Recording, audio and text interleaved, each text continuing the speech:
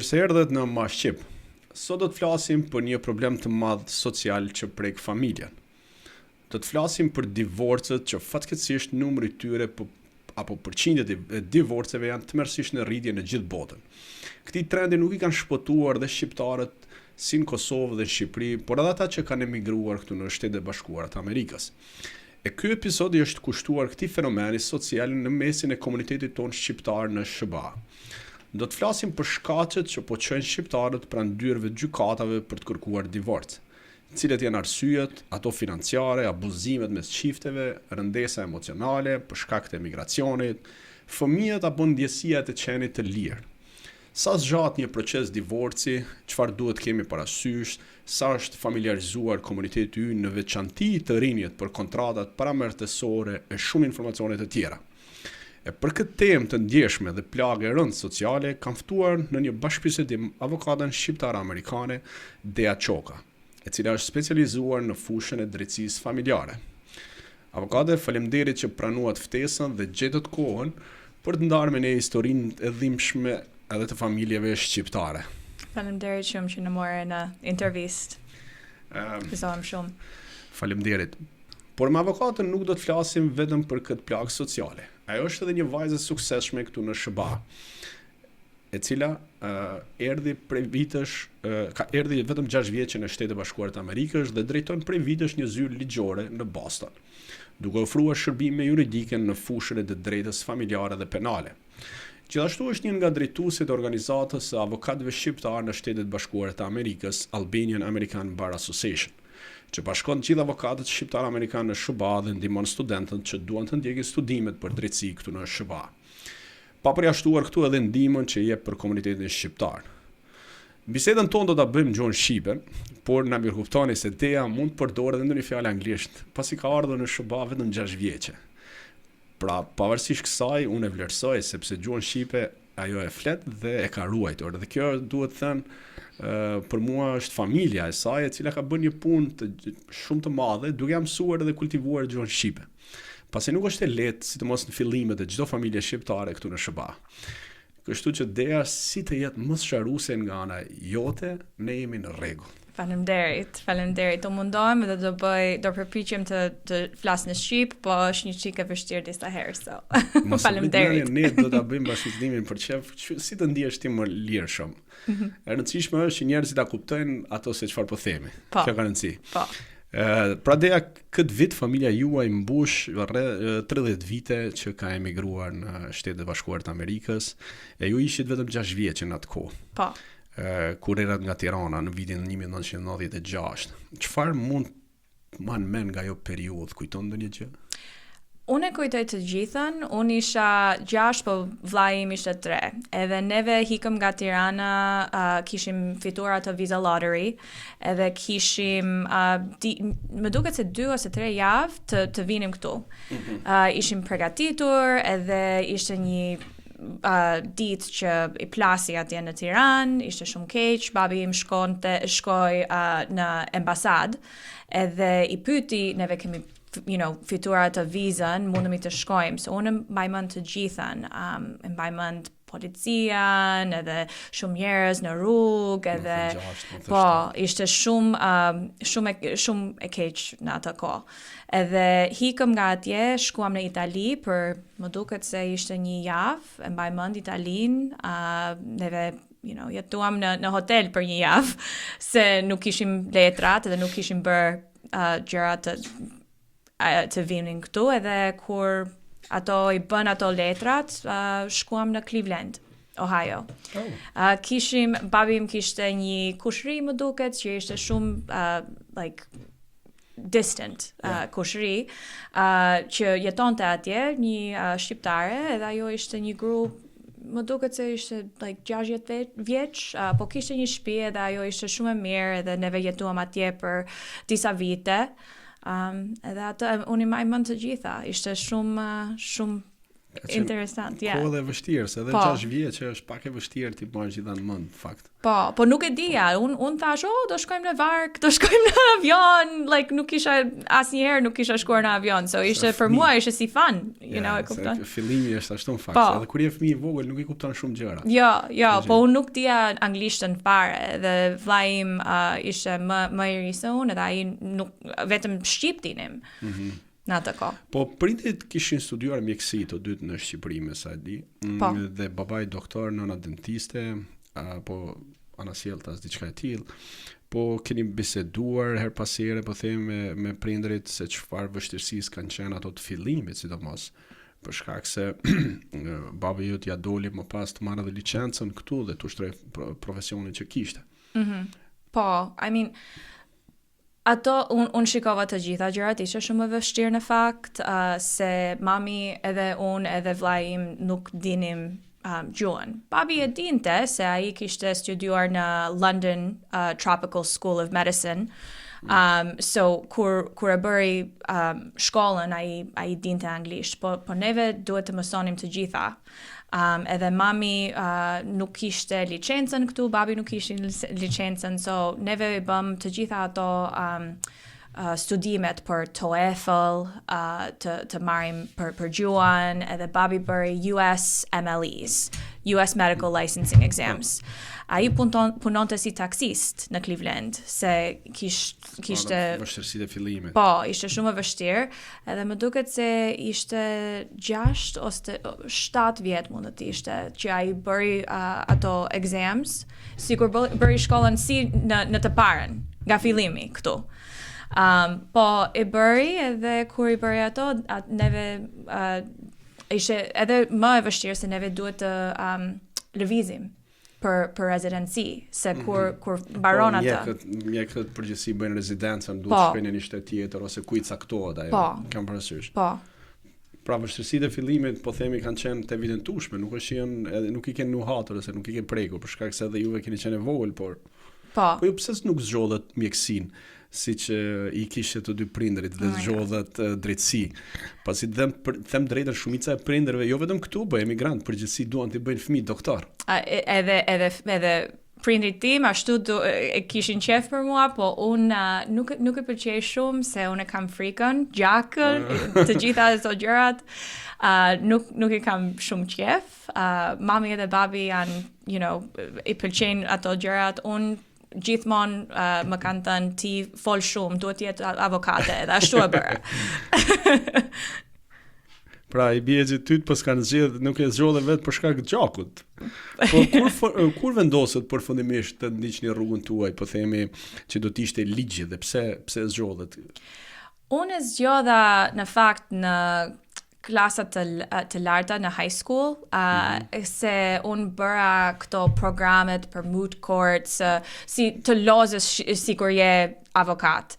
Edhe kishim, ato më interesuan shumë, unë e pëlqej të flas në këto vendet publike dhe mundem të bëj këto argumentet dhe të gjitha.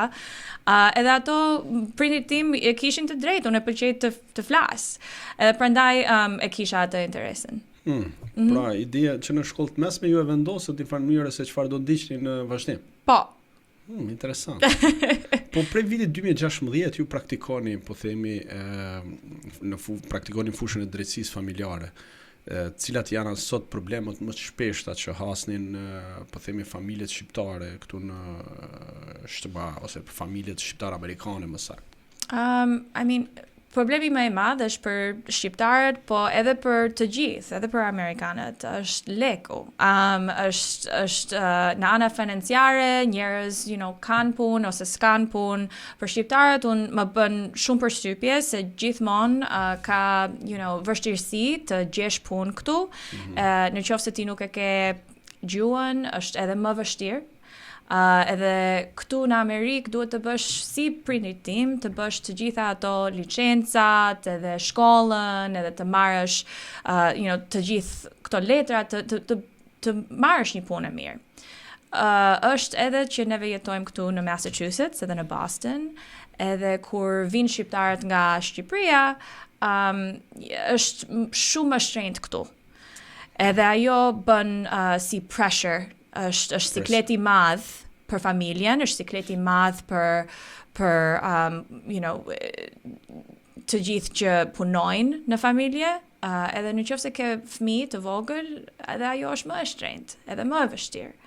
Edhe s'ka shumë gjëra që, bëjnë, që janë available, që janë gati të ndihmon këto gjëra. Fakt, sepse nuk është, them drejtën, kur e mendoj sot edhe lëvizjen time, ardhjen po themi në Shtetet Bashkuara të Amerikës me llotari, nuk ka qenë lehtë, edhe kur e mendoj sot them sa kam rrezikuar të vish me 3 fëmijë këtu dhe pa gjuhë të fillosh gjithçka nga fillimi, ai presioni patjetër që është i madh në fillimet e saj.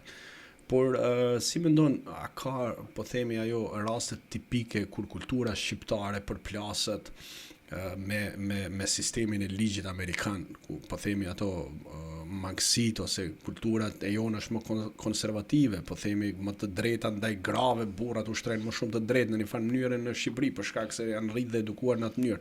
A ka pas raste të përplasjes së kësaj, sepse këtu në Shtetet Bashkuara është tjetër gjë? Po, është tjetër gjë e madhe. Edhe un kam shikuar në ana financiare edhe në ana like në kulturë që neve kemi kulturë shumë tjetër si Amerikanët. Ka këtu shumë like restraining orders që bëhen shumë të lehta. Urdhër mbrojtje. Po, urdhër të mbrojtje, edhe në ato janë shumë të lehta të marrësh. Vetëm një telefonat në polici edhe ti e fut burrin ose gruan në burg. I mean, like largon nga shtëpia. Po, një telefonat edhe ato nuk mundën të vinë prap. Edhe ajo në qoftë se ato shkojnë në gjyq, edhe në qoftë se ajo është extended, ti mundet të bësh atë burr ose grua pa punë, se ajo quhet në background check. Edhe so në qoftë se ti e ke po, humbet çdo gjë, edhe shumë njerëz nuk e kuptojnë se ka gjëra tjera që ti duhet të kujtosh. Në qoftë se burri ose grua nuk munden të punojnë, ato nuk munden të pagojnë child support. Për fëmijët. Se mirë, në qoftë se do ndaheni, neve duhet të bëhet këtu në duhet të shikosh avokatët, duhet të mundohesh të work everything out. E kupton, të bëhet të gjitha me agreement. Me marrëveshje dhe pa luftë. Se në qoftë se do bësh luftë, do jetë shumë e shtrenjtë. Edhe mundet të jetë familja në një vend më të këqij se ishin më përpara. Sepse mund të social, si quhet ajo, qendrat sociale mund t'i marrin fëmijët, mund të dëgdisish. Po, kjo po themi problemi i madh është edhe te fakti që këtu është kjo backgroundi. Rreziku i backgroundit që në qoftë se ti ke një problem kriminal ose penal në çështjen tënde, pavarësisht që çfarë mund të jetë është vështirësia pastaj e gjetjes së punës, dhe kam përshtypjen që kjo mund të ndikojë më negativisht, sepse njerëzit në shqiptarët këtu ndoshta nuk e kuptojnë këtë dhe priren me idenë që hajde dua të ndam edhe futem me luftë apo me sherr dhe më pas të dy kanë probleme në të ardhmen për punë dhe për të ardhmen e fëmijëve tyre për të siguruar për shkak të këtij backgroundi që mbetet po themi në rekordet e tij kriminale, diçka e tillë. Po, është edhe më e keqe në qoftë se juve nuk keni letrat, në qoftë se në ana immigration. E kupton, me immigration, në qoftë se ti ke një case kriminal si restraining order, ajo mundet të çoj ty prap në Shqipëri. E kupton? Sidomos me këto ndryshimet e ICE-it që bën këto ndërhyrjet. Edhe Shqipëria ishte në atë listën nga the Trump administration. 72 shtetet e vend. Shqipëria edhe Kosovë më duket ishte të gjyja. Kosova, Malezi, Maqedonia, të gjithë janë. Të gjitha. So në qoftë se ti ke një problem me gjyq nga këto gjëra që janë të domestike, nga familjare, për divorce, ajo mundet të çoj në immigration court. Tani ti do paguash mua, se unë jam avokate për divorcin, duhet të paguash edhe një avokat tjetër për kriminal gjë. Po, edhe duhet të marrësh edhe një tjetër avokat për immigration. Po, sepse në fakt është bërë dhe me në ligj tani, në qoftë se ke çështje penale, emigracioni mund të deportoj? Po. Mundet. Edhe disa herë njerëz vinë këtu me martesë, se duan të vinë në Amerikë, edhe ajo është një gjë shumë e vështirë se nëse ti nuk ke ato green card ose non-immigrant status, e kupton? Në qoftë se nuk e ke atë, ti mund të hikësh shumë shpejt. Tani ato po shikojnë shumë, e ke e vërtet atë martesën. Do ta diskutojmë edhe këtë ide sepse ka ndodhur shpesh në fakt, unë kam dëgjuar këtu që shqiptarët për efekt të mos i kthimit po bëjnë martesa fiktive. Martesa fiktive me personazhe të ndryshëm kundrejt pagesave caktuara dhe më pas po evidentohen që kanë bërë shkelje dhe përveç se deportohen, po shkojnë edhe ndjekje penale. Shpesh ka reaguar edhe Departamenti i Shtetit për këtë çështje. Është shumë e rrezikshme edhe po bëhet më shumë tani me këtë Trump administration edhe me ICE. Unë nuk e di si do shkoj puna, po nuk është mirë dhe nuk do jetë mirë. Në qoftë se ti je deportuar, ti nuk mund të vish prap. Ato kanë atë, ato rregulla që për sa vites vjen dot. Nuk mund të vish prap. Në qoftë se edhe tani shumë njerëz po bëjnë me kujdes se është shumë e vështirë të gjithë të shikojnë këtu edhe në qoftë se ti mund të jesh në një gjë që është e vogël, si këto restraining orders që janë tipike për divorcet, disa herë ato gjyqi të jep restraining order edhe nuk është e vërtet, është pas një gjë, po ai gjyq nuk ka qef të rinë në newspaper, në qoftë se ato nuk e japin, se një burr ose gru u vra ose got hurt. Prandaj i japin shumë të lehta. Kanë menjar. Po ka consequences, e kupton? Ka pasojat. Ka consequences. Pasojat më mbrapa, vërtet është. Prandaj. Në fakt do doja të flisja më shumë te këto martesat fiktive. Keni pas raste, keni dëgjuar se çfarë po ndodh me këto personazhe, sa i sugjeron të rinjve apo shtetasve shqiptar që të bëjnë një gjë të tillë, sepse ç'është e vërteta unë kam dëgjuar që në New York ka zyra ligjore të cilat merren me këtë pjesë dhe i pajisin ose bëjnë martesa të tilla. Unë Departamenti i Shtetit e kam lexuar disa herë në njoftimet që dërgojnë që keni kujdes nga martesat fiktive sepse nuk janë të rreshëm. A ka pas raste sepse unë kam dëgjuar edhe versione tjera që të rinjt kanë paguar një shumë caktuar parash ndaj një vajze për të martuar me letra dhe ajo është zhdukur. Dhe nuk kanë pas mundësi pastaj të bëjnë divorcin me atë që kanë bërë sepse nuk po e gjenë se ku është, se i kanë marrë paratë dhe është zhdukur. Unë i kam shikuar këto shumë, nuk mundem të tregoj, klientët, pa emra, po ka shumë raste që unë i kam shikuar me, më punën që bëj. Disa herë në qoftë se ka një njeri që është këtu edhe zhduket gruaja, akoma ti mundet të marrësh divorce, edhe në qoftë se ajo nuk gjehet. Ka procedurë këtu që ti mundet të bësh publication. Futet atje në newspaper, në gazet, edhe futet para se të vim te kjo pjesa për ndarjen, ai sugjeron të rinjve që të bëjnë një veprim të tillë, që të bëjnë martesa fiktive. Është një risk i madh që merret përsipër. Është shumë e rrezikshme dhe ti mund të futesh në burg tani shumë lehtë se në qoftë se ti ato e zbulojnë atë, ti mund të bësh, deported. E kupton? Edhe nuk mundem të bëj asnjë gjë të ndihmoj ato njerëz. E kupton se në qoftë se divorce është për shtetin, edhe unë kam licencën për shtet, po ICE edhe immigration është federal. E kupton? Ajo avokatët nuk të bëjnë gjë, duhet marrësh pastaj avokat imigracioni. Prandaj duhet të marrësh avokat imigracioni dhe duhet të shkosh në gjyq që është në federal, jo këtu në shtet. Është më e vështirë. Pra më shumë i sugjeron që të krijojnë një lidhje, po themi të sinqertë ose dashurie dhe të martohen në rregull se sa të bëjnë martesa fiktive. Po pasojat për të shkurorzuar nga kjo martesë fiktive, për shkak se e thashë më herët që shumica ndodhen që vajzat janë zhdukur, kanë ikur, i kanë marrë paratë dhe kanë ikur, dhe kanë ngelur pa i pagu pa i këto detyrimet. Si ndodh në raste të tilla? Është e vështirë për të filluar, është e vështirë edhe për të identifikuar mundet ky person që ka bënë martesë fiktive sepse kjo është larguar. Kjo është një çik më e lehtë në qoftë se ajo është zhdukur. Se në qoftë se ajo nuk është në shtet edhe nuk dihet ku jeton, futet në gazet, futet në internet, summons, e kupton, është like si official notice, për unë kam emrin kështu, neve do bëjmë divorce. Në qoftë se ajo nuk përgjigjet edhe nuk gjehet, gjyqi të bën divorcin sikur nuk e din ku është, ajo ku mund të shkojë në Kaliforni ose në Florida, ku ke qef. Po ti si person ke the right për divorce, like në qoftë se ti e don, shteti të jep. Ajo mund të zgjat 8 muaj, 14 muaj, very sa është schedule për gjyqin. Po, për çështjen. Disa thonë se divorci është ende një tabu në komunitetin shqiptar, në SBA sidomos. Por unë nuk mendoj kështu. Ju si e mendoni, a ka rritje divorcit mes komunitetit ton?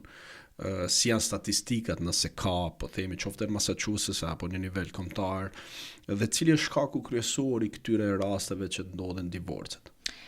So, neve kemi shumë divorce, neve kemi, më duket se statistikat janë 1 nga 4 martesat për shqiptarët. Këtu në Shtetet e Bashkuara. Po duhet të kuptosh që me Amerikë 2 nga 4 është statistika. Statistika të amerikanëve.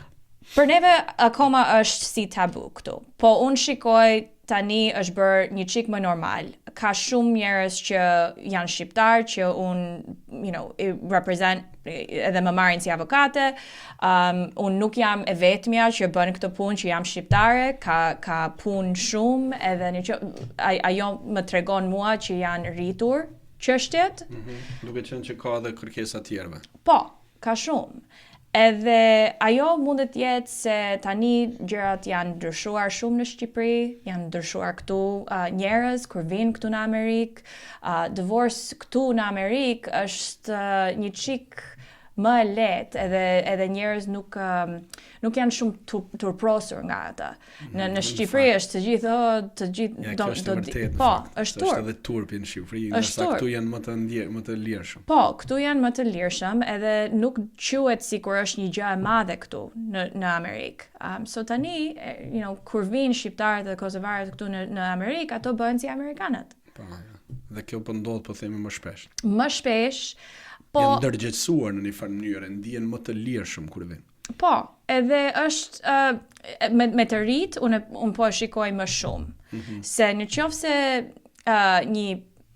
janë bashkë dy njerëz dhe vinë në një moshë më të lartë, ato do rinë bashkë, se din si është martesa edhe janë rritur në një nivel në Shqipëri, që është shumë, ato edhe në qoftë se nuk shkojnë mirë. Po, është më mirë të rish bashkë se të jesh vetëm. Në qoftë se je më e ri, unë shikoj më shumë të rritë që po bëjnë këto divorcet, edhe shumica janë njerëz që e bëjnë pa luftë, me marrëveshje, edhe ajo është shumë e mirë se është mirë, në qoftë se kanë fëmijë, është mirë për fëmijët, ta bësh, si e qetë, edhe ato fëmijët, shumicë ato e din që po bëhet, po është më mirë të bësh pa share. Cilat janë gabimet më të shpeshta që bëjnë çiftet shqiptare gjatë një procesi divorci këtu në SBA? Ato nuk marrin avokat. Duhet të marrësh avokat, edhe në qoftë se ti nuk do bësh share i madh, është më mirë të kesh avokat, edhe ai njeri tjetri të ketë avokat, se ajo mund të bëhet me marrëveshje më shpejt. Shumë herë, unë kam klient që më vinë mua edhe ato kanë bërë divorcin vetëm. Edhe është 6 muaj, 8 muaj, vetëm. Asnjë gjë është bërë. Ka shumë gjëra që duhen të bën letra që duhet të bën për gjyqin, të marrësh një çështje nga fillim deri në fund. Edhe 14 muaj është sa duhet këtu në Massachusetts të bëhet divorci, nga fillim deri në fund. Mund të jetë edhe më shumë.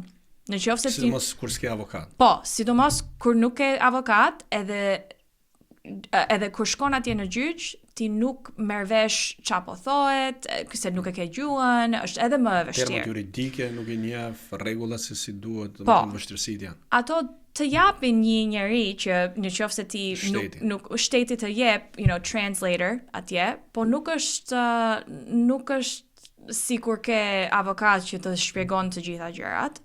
Avokati është një çike shtrenjtë, po ka vendet që ti mund të marrësh, resources. Unë jam me Albanian American Bar Association, jam presidente. Gjithmonë neve kemi një tani network avokat, jo vetëm këtu në Massachusetts, po në të gjithë shtetat bashkuara. Edhe janë avokat që bëjnë të gjitha. Family law, immigration, personal injury, të gjitha. Çoje një email, çoje një, dikush do të ndihmoj. Dikush do të ndihmoj. Një gjë që është e vështirë me Shqipërinë edhe me shqiptarët, njerëz akoma e kanë atë si ndje, e kanë një çik turp të merret vesh që po bëhet. Po. Edhe nuk duan të pyesin për ndihmë. Edhe ka vendet edhe ka njerëz që duan të ndihmojnë. So vetëm duhet të bëhet pyetja. E kupton? So mundësit janë. Po, mundësit janë. Pra shumica e rasteve po themi që konstaton është fakti që me shqiptarët prirën që t'i mbajnë më fshehura, si mos të marrin avokat, ndoshta për shkak të shpenzimeve apo thjesht nuk duan më shumë të. Më duket se është më shumë shpenzime, po ka akoma avokat që mund ta bëjnë për më pak lek, edhe nëse jeni bashk. Edhe nëse jeni bashk, edhe nëse keni shtëpi. Ose keni të ardhura, keni punat të mirat. Mund të bëhet. Nuk do jetë $100,000, mund të jetë për 5. Duke qenë të kjo puna e shpenzimit, sa varion, po themi një çështje divorci për një individ. Nuk po flas tarifat se sa mund t'i keni juve, po flas në përgjithësi, në parim, sa mund të shkojnë minimumi dhe maksimumi flas. Gjithmonë sa janë tarifat të ndryshme që mund të shkojnë për një çështje, po themi më të lirën që mund të shkojnë nuk e di sa 500 apo 1.000 apo 5.000 apo 10.000, sa mund të jetë balanci, po themi mes sa është mes atij çmimit, sa mund të shkojë një varion një proces i tillë. Ka shumë çmime edhe veret sa do luftosh, edhe sa share do bësh. Disa herë njerëz luftojnë shumë, edhe atëherë mund të jetë unë kam bërë disa divorce që janë. Domethënë mbas seancave gjyqësore. Po, per trial, në qoftë se unë marr deri në atë, ajo mund të jetë 1 vit edhe do bëhet, 200.000. Po ato duhet të kenë të ardhurat të përballojnë atë shpenzim. Shumica. Kjo është rastet kur luftohet me njëri tjetrin, për të marrjen e pasurisë, për fëmijët. Për pasurisë, po më shumë për fëmijët. Se për pasurisë ato janë gjërat që janë matematike, mund të ulesh, nëse ti ke avokat që është i mirë, të gjithë bëjnë një, marrëveshje, po, edhe mbyllet. Po për fëmijët njerëz edhe e kuptoj pse e bëjnë, njerëz luftojnë shumë. So në ato raste mund të jetë edhe më e shtrenjtë. Për shumica nga këto çështjet janë 5.000 deri në 30.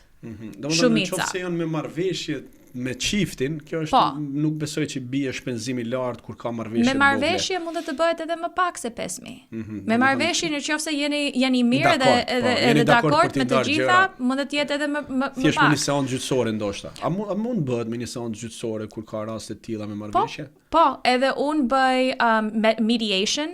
Takim pajtimi, si quhet. Po, ashtu edhe seancë pajtimi. Po, edhe unë kam licencën për atë, jam conciliator. Unë kam shumë, çështje që janë shqiptar, më kanë ardhur, neve kemi biseduar, jemi dakord në të gjitha gjërat, mund të na ndihmosh vetëm të bësh letrat edhe të futim.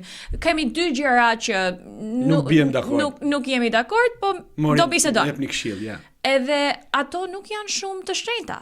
Edhe bëhen shumë shpejt. 6 muaj do të kushtoj. E kupton se është të fillim deri në fund 6 muaj do të kushtoj, po 6 muaj është më mirë se 14 muaj. Po, dhe shpenzimet më të larta pastaj. A vren dallimin mes brezit të vjetër, e cekët pak më lart, e thatë që tek çiftet ose të çiftet të moshuarve është pak më e vështirë divorcet se sa tek të rinjët. Po a vren dallimin mes brezit parë, emigrantëve dhe brezit dytë në mënyrën se si trajtojnë martesën dhe ndarjen, sepse ka raste edhe mes të moshuarve që bëjnë ndarje. Si mendon, apo ndërgjetësohemi, po vazhdojmë me traditën shqiptare që gruaja dhe burri nuk duhet të ndahen, flasim tek të vjetrit, sepse un kam vënë që ka edhe njerëz të moshuar të cilët kanë pas ndarje ose ndarje martese. Është me të vjetërt është një çik më shumë si traditional, me ato ana tradicionale, like nuk ndahen, nuk kanë qef të ndahen, është akoma është ajo turp nga të gjithë Që janë të mosh. po. Por nuk është që nuk ka. Po, ka. Ka po ato janë një çik të vështira se disa herë një nga ato e don divorcin edhe tjetri nuk e don. Edhe në atë rast bën sheri math, e kupton? Fillon procesi gjyqësor atëherë pastaj edhe fillojnë ato vështirësitë. Por dallimi ekziston, po themi mes të çifteve të moshuar dhe çifteve të re. Po, shumë më pak. Shumë pak të çiftet. Unë kam shikuar moshat për mua që i kam klient janë nga 25 deri në 40-45. Ato janë shumica që janë shqiptar që vinë me mua. Unë kam pas 2 ose 3 që ishin një çik, në 60 moshët, nuk janë shumë. Janë më pak, po janë më pak. Për shkak të dhe kësaj ndjesisë që hajde më ra shorti që të martohem me ty dhe po duroj deri në momentin e fundit. Po duroj, edhe nuk kanë fëmijë atje, kupton? Like janë rritur se çka ka janë rritur, jeta e bëhet një çik më calm në atë vetën është pak në siklet.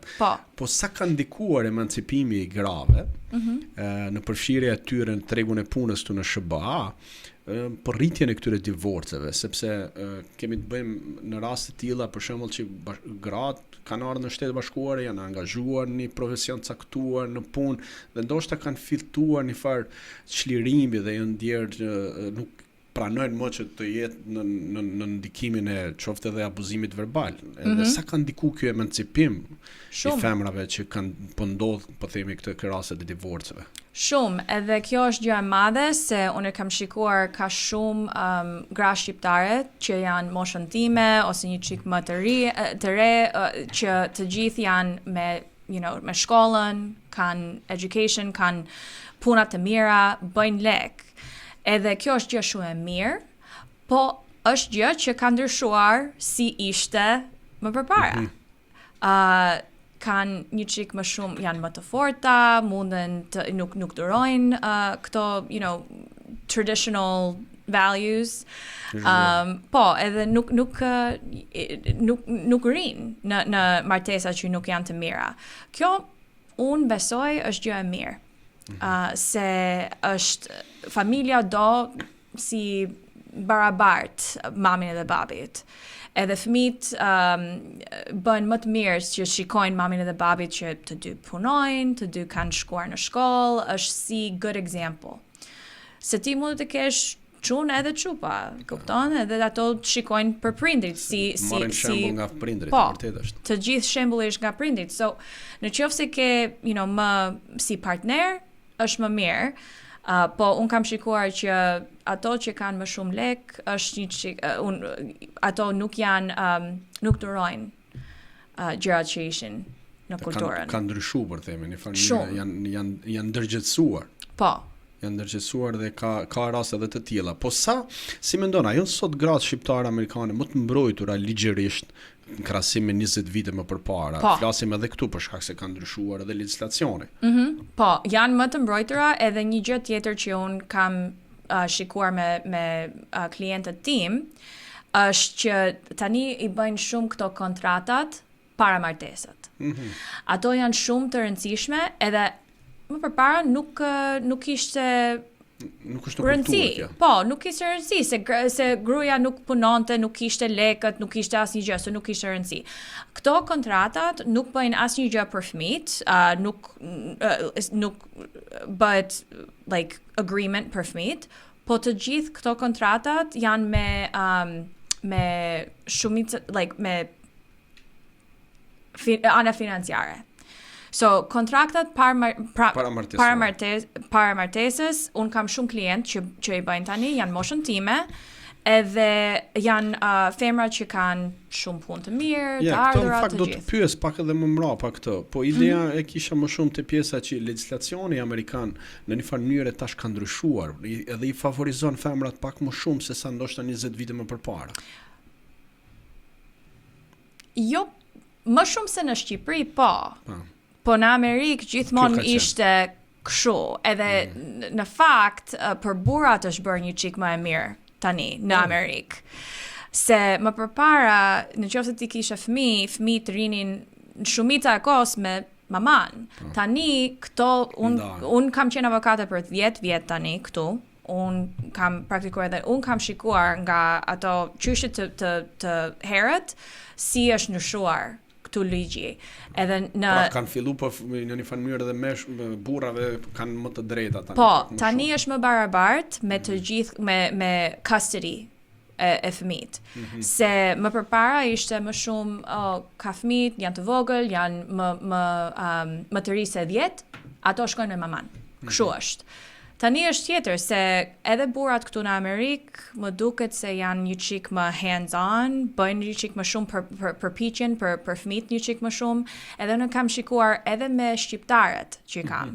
Unë kam burra që janë shqiptar, që unë kisha si klient, edhe kanë 1 ose 2 fëmijë. Kanë fitur drejtën e fëmijëve. Po, përpiqen shumë.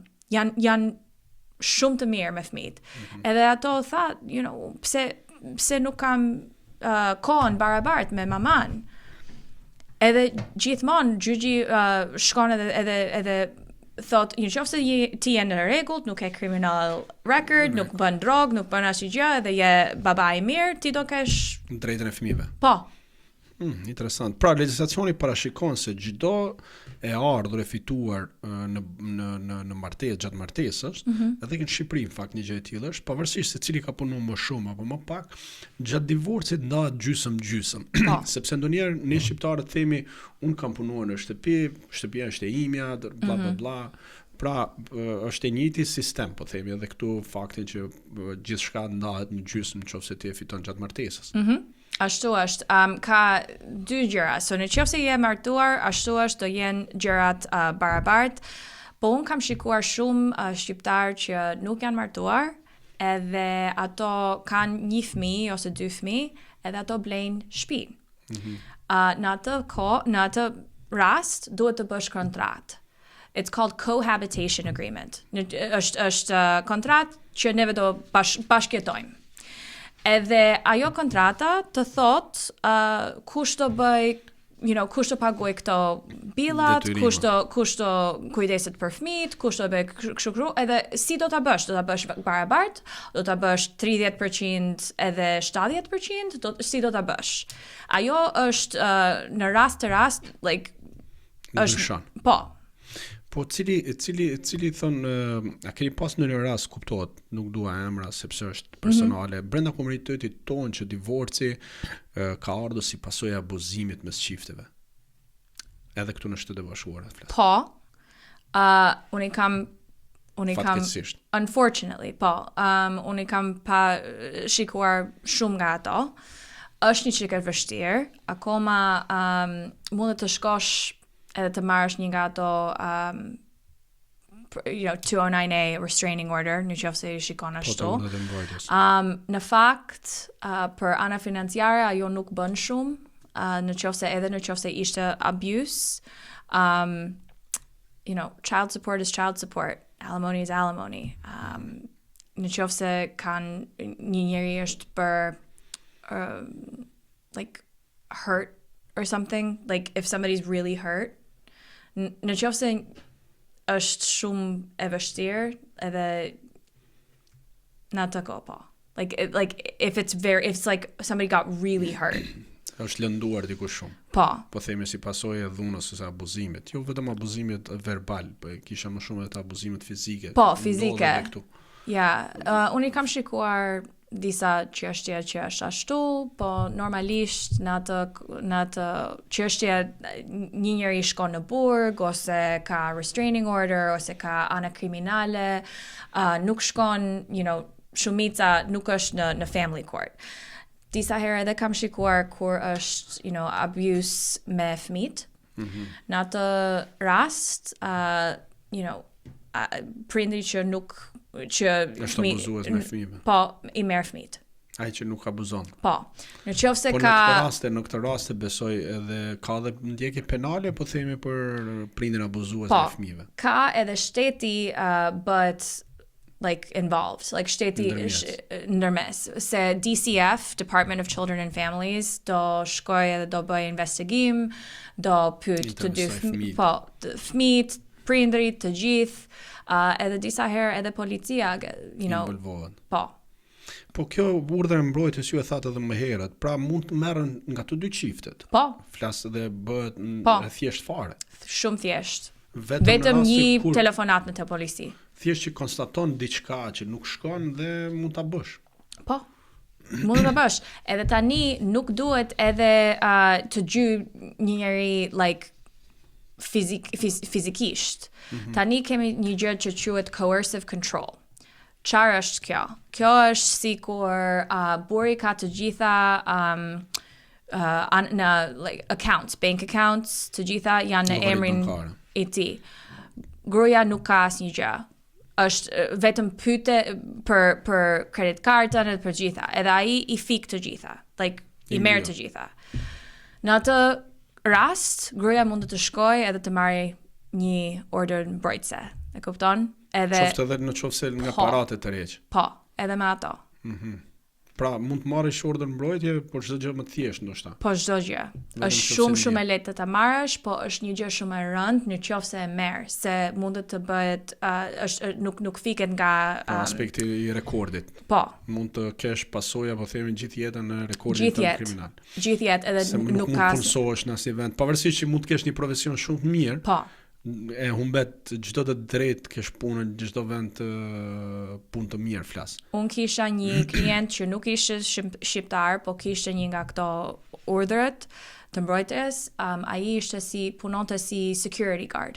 Edhe ai i hoqën humbi punën. Edhe humbi edhe punën. Po. Pra ideja është që çdo mos të arrit deri në atë pozitën që të merr një urdhër mbrojtje, sepse pasojat janë më mbrapa në fakt, më të vështira edhe për fëmijët, pastaj se si do t'i rrisë nëse ka një background kriminal. Po, nuk mund të angazhohet as punë, qoftë çfarë do të kesh profesion. Po, edhe është shumë e vështirë se nëse është një nga ato, ajo është pyetja e parë për gjyqin, ka urdhër të mbrojtjes, edhe nëse është po, atëherë ai prinder nuk mund të shikoj fëmijët. Do largohet edhe nga kontakti me fëmijët. Duhet të bëhet me, bisedim, si do shikosh, si do merresh në telefon me fëmijët, si do, flasësh me fëmijët, se nuk lejohet. Nuk lejohet. Ke edhe këtë, po themi ndalesa tjera. Po. Cili është problemi më i madh i marrëveshjeve të kujdestarisë së fëmijëve? Tek çiftet shqiptare amerikane, cilët janë po themi problemet më shumta tek kujdestaria e fëmijëve. A ka gjithmonë prindrit, po themi në një farë mënyrë bien dakord që të fëmijët se kush do t'i mbajë, apo ka edhe probleme që luftojnë se kush do t'i marrë fëmijët? Ato luftojnë kush do t'i marrë fëmijët nga ana për për shtypje. Ka një gru që është një çik më traditional, edhe ka burri që është një çik ai doesn't care. Në ato luftonin shumë edhe bëjnë shumë share, në ato edhe prandaj nuk mund të bëjnë bisedim edhe nuk mund të nuk arrin në marrëveshje. Po ka raste të vështira, po themi, të marrëveshjet kujdestarive për fëmijët? Ka raste mes shqiptarëve është? Po. Shumica janë shumë të vështira, edhe në qoftë se janë shqiptarë ose në Amerikë, po me shqiptarët më duket se është një çik më e vështirë se njerëz kanë gjakun e nxehtë. Janë me temperament. Janë me temperament, është një çik më e vështirë se ato, thuajnë gjërat që nuk duhet të Edhe disa herë i tregojnë fëmijët. Ajo është më e keqe. Se me shqiptarët neve bisedojmë shumë me familjen, po nëse ti ke një çun ose çup që është 6, ajo nuk duhet të di ç'a po bëhet ose ç'a po thohet në gjyq, edhe ç'a po bisedojnë avokatët. Dhe pastaj thua edhe fëmia ndonjëherë i nxjerr gjithë ato si çfarë ka ndodhur. Po, edhe shumë e vështirë për fëmijët. Është shumë e keqe për fëmijët. A ka pas raste në Shtetet e Bashkuara ose në gjykatat në Massachusetts ku gjykata i ka lënë fëmijët babait dhe jo nënës? Po, shumë. Në shumë, because një gjë që është shumë e madhe tani në këto çështjet është mental health, në ana emocionale, edhe disa herë është gruaja, edhe disa herë është, burri, që nuk janë mirë në mentalitet, nuk munden të kujdesen për fëmijët se nuk janë able, nuk janë mirë, or depression, të gjitha këto gjërat. Edhe këto gjërat shkojnë bashkë me immigration. Se është shumë e vështirë, ke shumë siklet, erdhe këtu, nuk di gjuhën, edhe nuk e punë, edhe shumë e rëndë të rrisësh fëmijët në Amerikë, kur nuk ke komunitet, nuk ke familjen tënde, nuk ke, këto your country. Çfarë këshilla i jep, po themi çifteve për të mbrojtur më mirë interesat e fëmijëve gjatë një divorci? Duhet të kujdesesh për veten një çik, duhet të shkosh në therapy, të pyesësh për ndihmë. Është një çik e vështirë për shqiptarët të pranojnë therapy.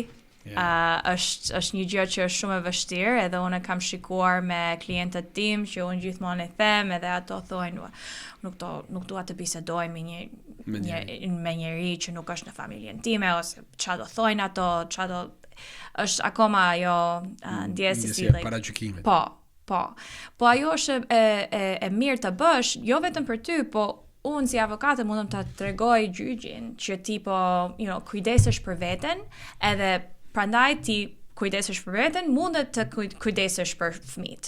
E kupton, ti po bën të gjitha gjërat për të mira, të jesh një prindër që do jesh për ato fëmijët, available. Pra, këshilla është që të kujdesen për veten dhe për fëmijët. Po.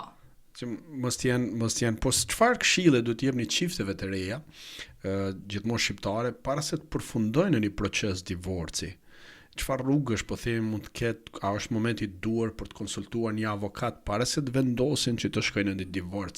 Çfarë i sugjeron gjatë kësaj periudhës krize, po themi, mes çiftit, që mos të shkojë deri në divorc, duke qenë që kishte edhe licencën e konsultit? Ajo është akoma edhe një gjë, duhet të shkosh të couples therapy. Për mua, unë jam conciliator, mediator. Unë mundem të bëj këto letrat, edhe mundem të bëj këtë, kontratën për të ndatë të dy veta.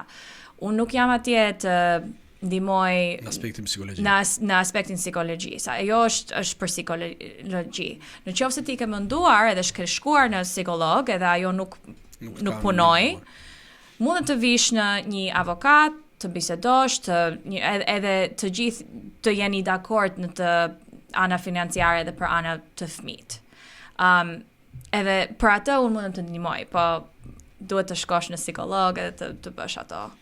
Pra ju këshilloni që para se të merrni një vendim për të ardhur tek juve për të filluar procesin e divorcit, duhet të konsultoheni me ndonjë psikolog që ta ruani familjen. Kjo është ideja. Në qoftë se ajo është një gjë që është e rëndësishme për ty, edhe për partnerin.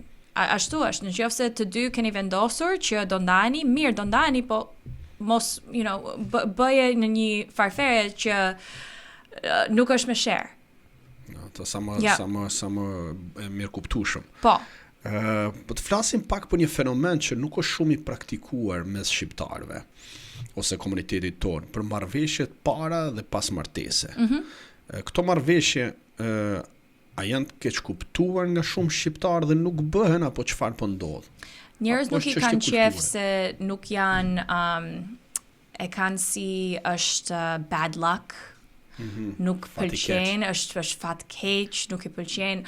Po unë gjithmonë i tregoj njerëz, ti nuk do shkosh edhe do ngasësh makinën, edhe do thot, unë do bëj aksident. po ti e ke car insurance, është një ta gjë, kjo është një gjë që është e zgjuar ta bësh, edhe unë them të gjithë duhet të bëjnë, se ti nuk e di si do jesh, tani mund të nuk kesh shumë, mund të kesh një shtëpi ose një punë që është mirë, po nuk është kaq ardhura të larta. Po ti nuk di çfarë do bëhet në 5 vjet, në 10 vjet, në 15 vjet. So është më mirë tani të bisedosh për këto gjërat, edhe të bësh një plan, një kontratë, se të pagush një avokat 15, 16, 17 vjet later, po.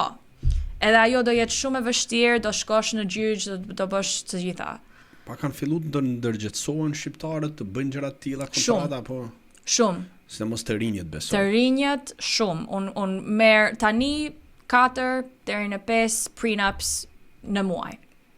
Kontrata para po, martesë. edhe shqiptar, se unë kam shumë klient që janë shqiptar. Ato më marrin se të gjithë ka një biznes, ka një pronë për fituar ose të blerë. Ose vetëm kanë një punë shumë e mirë. Si mund të japësh një shembull konkret të kontratës paramartesore që është e rëndësishme, sidomos për borxhet studentore, bizneset apo trashëgimitë, si mund na ilustros një gjë konkrete, Sure. So, në qoftë se ti ke një shtëpi edhe po martohesh me një njeri që nuk ka asnjë gjë, po student debt.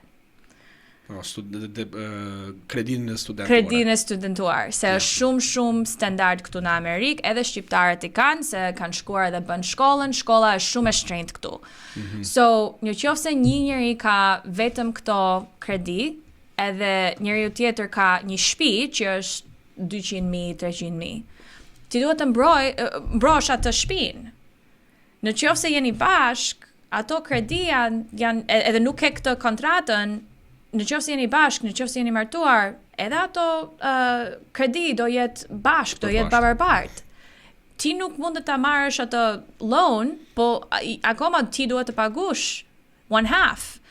So prandaj njerëz duhet të marrin këto kontratat, se është më mirë të marrësh një kontratë dhe të thuash unë kam këtë shtëpinë, kjo shtëpia do jetë e imja, do jetë premarital asset, nuk do bëhet bashk si gjëra tjera, edhe ajo ka këto kredi studentet. Ajo do pagoj këto, kjo do jetë e imja, edhe të gjitha gjërat që do kemi në martesë, ato do jeni bashk. Po jo, këto janë separate. Këto kanë fillu tani kontratat shqiptarët ti praktikojnë këtë gjëra? Shumë. Unë kam shumë klientë që i bëjnë, se edhe disa shqiptarë nuk martohen me shqiptarë tjerë, martohen me amerikanët. Me amerikanët, kjo është shumë standard tani. Njerëz të gjithë e bëjnë. Nëse unë do martohem, unë do merr një nga këto. Një kontratë paramartesore. Po. E vërtet, po a keni hasur rastet ku mungesa e një kontrate paramartesore ka shkaktuar, po themi, edhe një humbje të mëdha financiare. Po themi në çifti, në qoftë se unë kisha një pronë, jam martuar dhe nuk bëra kontratë paramartesore dhe pas martesës, divorci, kjo pronë i bie të ndahet pastaj, pavarësisht që ti e kishe fituar më parë. Kjo është e ideja.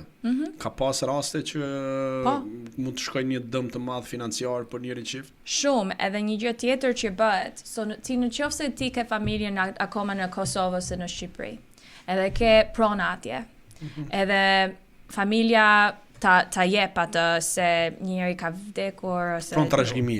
Po. Ajo në qoftë se ti nuk e ke të kontratën, në Massachusetts, jemi vetëm Massachusetts, ajo është marital property. Ajo ndahet. Edhe pse është e trashëguar. Në qoftë se ti e bën atë divorcin këtu në Massachusetts, ajo do ndahet.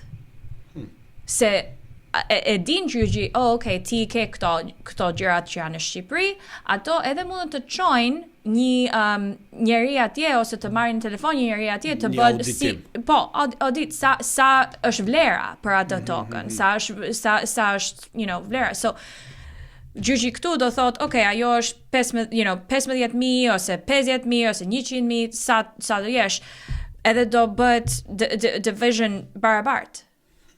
Pra, ideja që mund të rrezikosh edhe pronën e trashëguar në qoftë se ti nuk ke bën një kontratë paramartesore. Po, është shumë e rëndësishme. Po keni pas raste me shqiptar që kanë ndodhur një gjë e tillë? Jo me shqiptar, po unë kisha një me Greqi, grek, po, edhe kishin këtë gjë, like 3 ose 4 shtëpia që ishin në Greqi, ishin nga gjyshi e gruas, edhe ato nuk kishin këto kontratën, se grekët janë si neve, edhe nuk mendojnë për këto gjërat, edhe ato shtëpit ishin ose vlera, unë duhet të them jo shtëpia, po vlera për shtëpin. Do ta paguash këtu pastaj. Do paguash këtu. Po kur rekomandohet një marrëveshje paramartesore? Në çfarë raste? Vetëm në rastet ato që po përmendi deri tani që ke prona, apo edhe në çdo rast, në çdo gjë që mund të kesh? Në qoftë se ti ke edhe prona ose një biznes. Se ka shumë shqiptarë që kanë hapur biznese këtu, edhe ato janë në rrezik. Se tani biznesi jot mund të jetë i vogël, nuk ke shumë, po në 5 vjet mund të bëhet një biznes shumë i madh. Edhe në qoftë se ti nuk e ke këtë kontratën, ajo biznesi do ketë vlerë. Ka njerëz atje që janë accountants, që i bëjnë të gjitha këto, like, shikojnë biznesin, kalkulimet e daljeve. Edhe ti mund të paguash shumë për ata. Po kur rekomandohet një marrëveshje pasmartesore? Në qoftë se çifti ka biseduar të ndahen. Në atë kohë unë gjithmonë them, në qoftë se keni biseduar ashtu, ose tani keni 2 prona edhe në biznes, edhe ti nuk kishte asnjë gjë më përpara, po edhe nuk bëre kontratën më përpara. Po tani keni biseduar që mundeni të dahemi, bëhet në atë kohë, ose ka disa herë njerëz vetëm thonë unë kam të ardhura nga familje në Shqipëri, edhe unë do mbaj timen, ai do mbaj i vet, edhe neve duhet të bëjmë një kontratë, nuk e bëm kontratën më përpara se nuk dim, po duhet të bëjmë tani. Po pse janë më të vështira këto kontratat në ndarje martesës për të realizu pastaj? Nuk janë shumë të vështira. Tani në Massachusetts ato gjyqi i bën. E shikon, e ke këtë, do ta edhe they're going to follow it, enforce it. Po jo shumë njerëz akoma nga tani është më shumë njerëz që i bëjnë, po jo shumë njerëz i kanë bërë. Nuk e kanë filluar edhe ndoshta edhe si praktikë, si in the past. Pas, vërtetë. Po bëhet më normal tani. Po çfarë sugjeron për të rinjët që ende nuk janë martuar dhe kanë biznese? Jo e përmendet pak. Po i sugjeron që të drejtohen te një avokat familje dhe të bëjnë një kontrata të tilla, apo çfarë i sugjeron të rinjve, sidomos shqiptarëve që janë këtu në Massachusetts? I mean, i bën sikur biznesi do jetë i mbrojtur. Edhe është mirë të shkosh edhe të dish këto gjëra, të si education. Unë kam një klient tani që ka një biznes, edhe ka një employee që po ndahet nga grua. Ai employee nuk ka asnjë gjë me biznesin, po vetëm se ai është në mes të divorce, gruaja do të gjithë librat e klientin tim, se ai është employer. So ti duhet të është si education. Për ta rujt këtë, për ta evituar këtë, bëjnë kontratë parë. Po. E vërtetë, kjo është interesante në fakt, sepse duhet që të rinj të ndërgjetësohen, që paktën bizneset të ruajnë. Po si mund t'ju gjejnë komuniteti jonë apo shqiptarët të cilët kanë nevojë për këshillat tuaja? Ku mund t'ju kontaktojnë, si mund t'ju gjejnë? Mund t'i japësh ndonjë adresë, numër telefoni apo diçka që mund t'ju kontaktojnë? Ku mund t'ju gjejnë? Po, un jam gjithmonë në Google, un do t'i jap të gjitha ty edhe të dëgjojnë në Ma Shqip, ato do marrin vesh me mua, po un do jap të gjithë kontaktën ty, edhe jam në Google, i kam në rrjetet sociale mund të gjejnë. Po, edhe Albanian American Bar Association, këtu në Massachusetts. Në qoftë se ti e fut atë në internet, gjithmonë neve dalim, unë dal se jam presidente. So. Pra mund të gjejnë edhe në rrjetet sociale, qoftë duke të klikuar emrin tënd. Po. Edhe pastaj mund t'ju shkruajnë aty në rrjetet sociale për një këshill, për një sugjerim që mund t'ju kontaktojnë. Po, në Facebook, në Instagram, unë kam të gjitha. Si e shihni të ardhmen e familjes shqiptare amerikane këtu në 10-20 vitet e ardhshme? Si mendon, si e shikoni këto, po themi familjet shqiptare të komunitetit tonë? Familjet shqiptare janë shumë të mira për mua, janë një çik më të mira më duket se në Amerikë, se prindit shqiptar ato bëjnë të gjitha për fëmijët, prindit tim më kanë bërë të gjitha për mua edhe për vllajin tim. Values are different. Neve jemi rritur, unë jam rritur në familje që mami dhe babi më duan, like they loved me a lot. Në Amerikë një çik njerëz janë ndryshe, është një çik më si biznes. Edhe të gjitha gjërat që kam diskutuar me ty sot, unë i shikoj kështu se unë kam shkuar në shkollë edhe kam bërë, jam avokate, po në fakt për jetën time është unë jam rritur akoma në kulturë.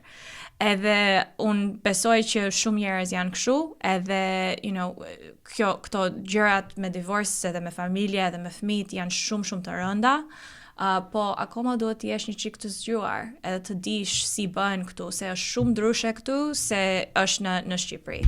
The values are very different. Çfarë mesazhesh mund t'i jepni komunitetit apo shqiptarëve që përveç se të martohen me ato që dashurojnë, edhe mos të kenë probleme që të arrin deri te pjesa e divorceve, këto çfarë këshilla mund t'i japësh? Ti duhet të gjigjosh partnerin, duhet të jesh me shumë respekt për partneri, edhe duhet të shikosh jeta sikur je atë njëri tjetër, se unë shumë kohë shikoj njerëz që nuk folin me njëri tjetrin, or nuk flasin me njëri tjetrin, nuk flasin edhe nuk gjithmonë bën si mërzitur, edhe nuk tregojnë që janë të mërzitur. Këto gjërat duhet të bisedoj, se ai personi do jetë partneri për gjithë jetën. So ti duhet të bisedosh këto gjërat edhe nuk duhet të qash shumë kokë për sa njerëz që janë jashtë. Gjërat vogla. Po, gjërat të vogla si ato mendojnë. Tani po ju kthehem pak pjesës si drejtuese organizatës avokatëve shqiptar në SHBA. Çfarë mund të këshilloni studentët e rinj që duan të ndjekin ligjin dhe çfarë i ofron organizata ku juve jeni president? Mentorship. So, neve kemi shumë nga këto eventet që i bëjmë tani kemi kaluar një gala që i bëjmë me shumë studentët që shkojnë atje. Kjo është vetëm të kemi komunitet që mundet të edukoj edhe të bëj të lidh ato të rinjt me avokat që për punë ose për edukim, si është kjo ana e ligjis. Disa herë njerëz pëlqen immigration, so neve kemi disa që bëjnë atë, unë bëj family law and divorce, edhe kemi edhe judges, kemi judges, or ato që pëlqen, anën kriminale, mundëm të, lidhim me njerëz që janë në anën që punojnë me ligjin kriminal. Është shumë komunitet e mirë, se kur erdha unë edhe kur fillova karrierë nuk kisha. Edhe tani neve jemi bërë, më duket se më shumë se 200 gjithë në Amerikën. Në Massachusetts. Wow. No, neve kemi shumë më shumë në New York, edhe neve jemi lidhur me ato që janë në New York, në Michigan, kemi edhe një tjetër, ka në Canada. Kemi shumë vende edhe kemi shumë njerëz tani, po vetëm në Massachusetts jemi më shumë se 200 tani. Që keni mbrojtur barin? Kemi mbrojtur barin, jemi të gjithë avokat, po të gjithë bëjnë edhe punojnë fushat të ndryshme. Nuk do të thotë që patjetër në zyrë ligjore, dikush mund të punon me një kompani si përfaqësuesi ligjor. Po neve kemi fakt që në Boston kemi edhe gjyqtar shqiptar tashmë. Po, edhe në New York tani kemi një Edith Shkreli, që unë e di është keni qenë bile keni pas aktivitete me Edithin dhe Zaganjorin, Gjaq Toskën, Toçkën, dikur, prokurorin Hansin, zonjën Toçka, goca e Alisa, pra, edhe ajo është prokuror, janë bërë disa në Massachusetts tani. Edhe po bëjnë edhe më shumë, ka edhe shumë njerëz që po bëjnë jo vetëm këto gjërat, po në anës business. Kemi shumë njerëz që punojnë korporate dhe punojnë në këto firmat shumë të madhe në Boston, janë partner tani, janë bërë. So është shumë mirë të kesh këtë komunitetin se të rinjt që po shkojnë në këto shkolla tani edhe po mësojnë tani, ato jemi kanë edhe një pikë orientimi se ku do të merren. Po, edhe neve jemi gjithmonë shumë të lumtur të marrim ato telefonatat, edhe email të ndihmojmë. Po. Shumë mirë, po si e sheh veten pas ca vitesh? Do vazhdojsh në sektorin e mbrojtjes si avokat apo do të synosh po themi në pozicion pak më të lartë, si e ke menduar? Duke qenë se juve e keni qaf vet, po themi ato deri tani, keni ec vet me gjithë sakrificën tuaj që keni bërë deri sot. Ne tham që janë bërë shumë zyra ligjore ose avokat mund të jenë Massachusetts, po vet ku e shef të armën, e shef në... Nuk e di akoma, unë e pëlqej punën tani, unë e pëlqej ku punoj edhe unë e pëlqej që unë mundem të ndihmoj njerëz një çik, se kjo është një gjë shumë e vështirë që e punoj, po nuk e di, mundem të edhe unë të shkoj edhe të bëhem gjyq ose mundem të shkoj edhe të bëhem profesor, nuk e di akoma. Sky's the limit. Po për momentin ndihesh me zyrën ligjore, kjo është ideja. Po. Dhe zyra ju ligjore ofron vetëm çështjet familjare apo ofron edhe shërbime tjera? Unë vetëm bëj çështje familjare edhe këto urdhërat e mbrojtjes. Kjo është si specialitet. Specializimi i zyrës. Po, i zyrës edhe për mua. Për ju personalisht. Se unë i pëlqej, unë e di si bëhen këto, tani kam shumë eksperiencë me këto gjërat. Po në zyra juaj, se juve punoni për një studios tuaj ligjore, ofron edhe shërbime tjera përveç familjarës? Flas si zyrë, si partner. Kemi disa avokat tjerë që bëjnë personal injury, për këto aksidentet, insurancat, ose employment law. Po të gjithë është quhet litigation, që neve shkojmë në gjyq edhe shkojmë në court. Dea, të falenderit. Nëse keni ndonjë pyetje apo dëshironi ndonjë mendim, sepse e kam bërë si zakon që ndonjëherë i them të ftuarve, ke ndonjë pyetje dhe për mua jam gjendje të përgjigjem mbas mendimit që unë mendoj. Nëse jo, të falenderit për kohën dhe uroj që njerëzit ta kuptojnë dhe të kenë nevojë, që inshallah nuk kanë nevojë fare, ndoshta neve brenda komunitetit, por nuk e shmangim dot. Dhe të falenderit për kohën. Dhe të uroj vetëm sukses edhe juve. Faleminderit shumë për kohën edhe për ftojës. Yes, faleminderit. Shumë thank you. Miq, këtu erdhi fundi edhe këtij episodi, e uroj që asnjë çift shqiptar të mos ketë probleme me ligjin, por është e pashmangshme. E ky episod shpresoj do të ndikojë në ndërgjegjësimin e komunitetit, të keni marrë edhe disa këshilla, informacione se si duhet të veproni në raste të tilla. Deri në episodin e radhës, mos harroni të na bëni subscribe, koment dhe pëlqime në rrjetet sociale dhe na ndiqni për t'u informuar se çfarë po ndodh në Shqipëri, Kosovë, Shtetet e Bashkuara të Amerikës dhe patjetër lajme të diasporës shqiptare në mashqip.com. Deri në episodin e ardhshëm, mirëmbëjtje dhe faleminderit.